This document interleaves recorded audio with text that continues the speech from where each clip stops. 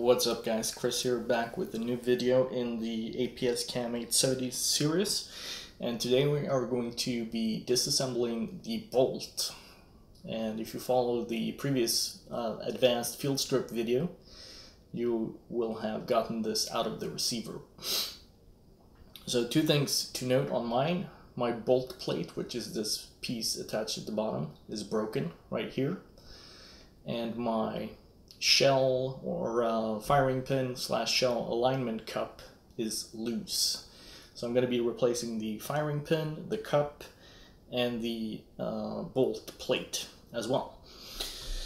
So in order to take this apart, you're going to need a medium-sized Phillips screwdriver to get these two screws out here at the bottom. You're going to need a medium-sized punch. This is 4mm to drive out the firing pin retaining pin.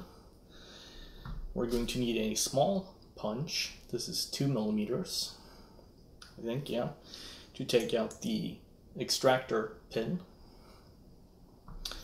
And we're going to need a hammer to punch the pins out. Maybe, it's not sure. So what we're going to do first is, yeah, one more thing. Let's see.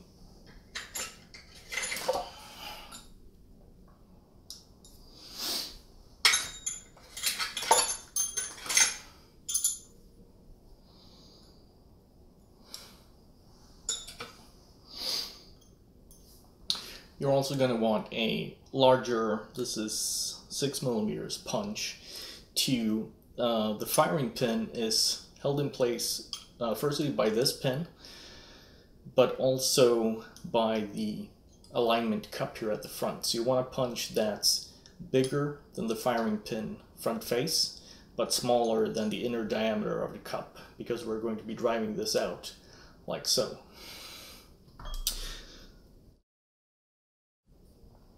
But first, we're going to be removing these two Phillips head screws, and I'll do that off camera, and we'll be right back. Keep in mind that this plate, which is what interfaces with the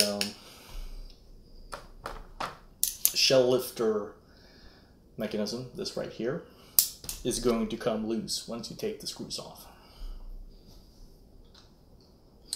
Right, one more thing. In APS's own video on how to disassemble a bolt, I put a link to that in the description.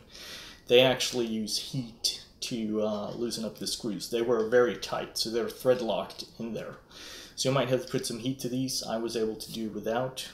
You can see I've kind of stripped the screw head a little bit, but it still works. You should be able to replace these with let's say maybe hex head or Torx machine screws, if you will. I actually think I'm going to be doing that, just based on how these have deformed from taking it apart. Anyway, let's remove them. And we got two out. So at this point, the plate is going to come off, and this piece is also going to come out.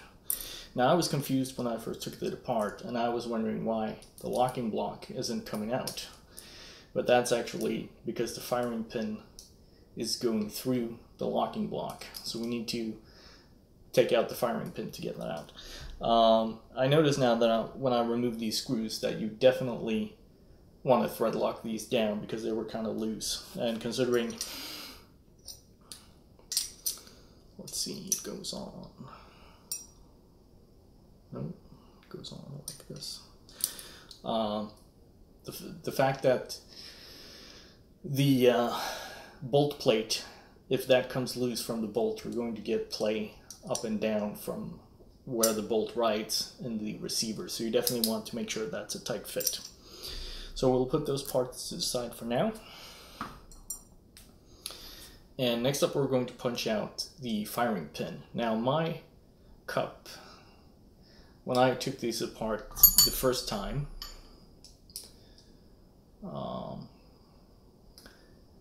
it took quite a bit of force, but then when I was going to put it back on, I was having a really hard time. So I did a very stupid thing that you should not do, and that was I sanded the inside of the hole of the cup where the firing pin comes through.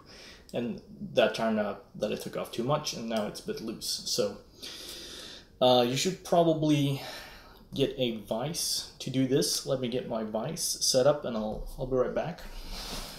Alright, so I got the bolt and the vise, and you can see I opted for both the plastic covers and a microfiber cloth. Now what you need to be aware of is that once you get the firing pin punched out from the cup,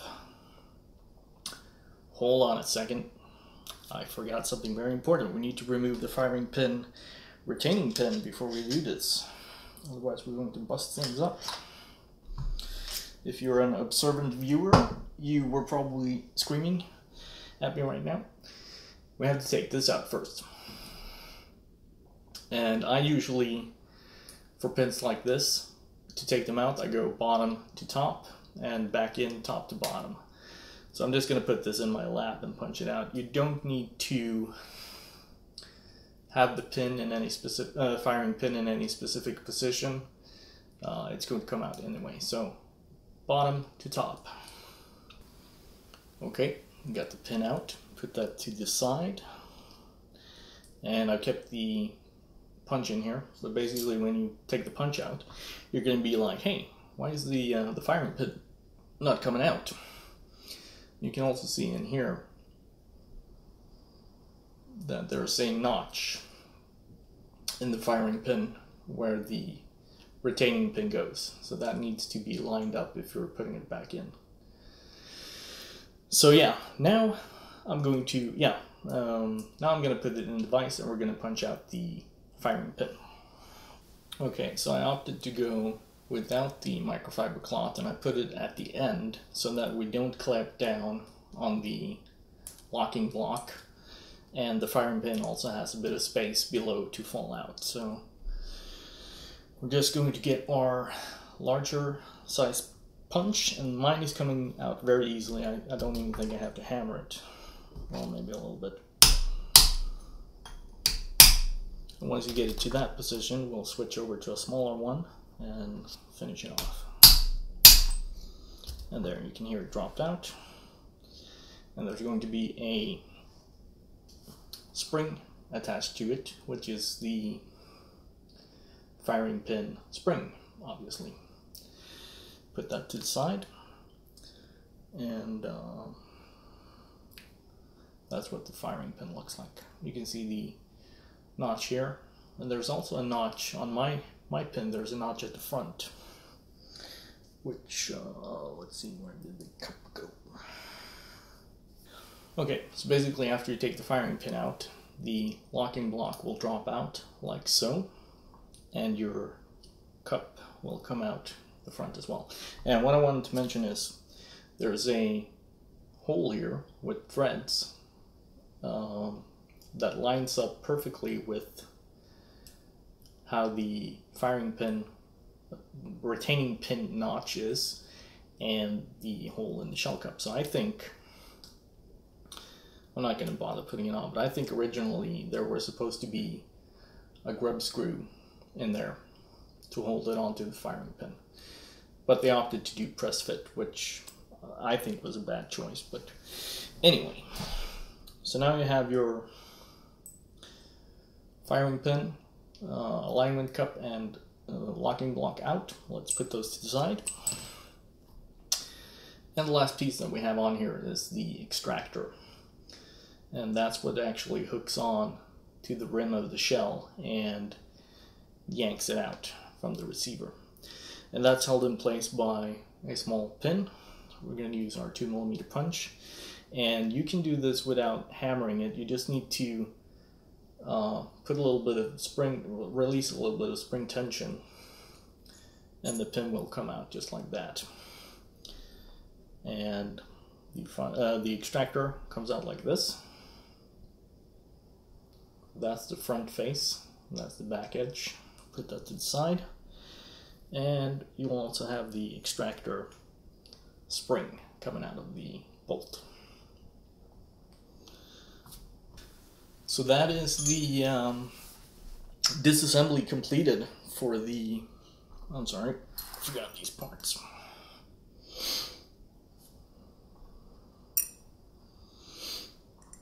that's your disassembled APS CAM870 bolt. And of course, there will be a video coming shortly on how to reassemble this, and in that video I'm going to be replacing some of the broken parts and the upgrade parts. So I'll see you guys in the next video.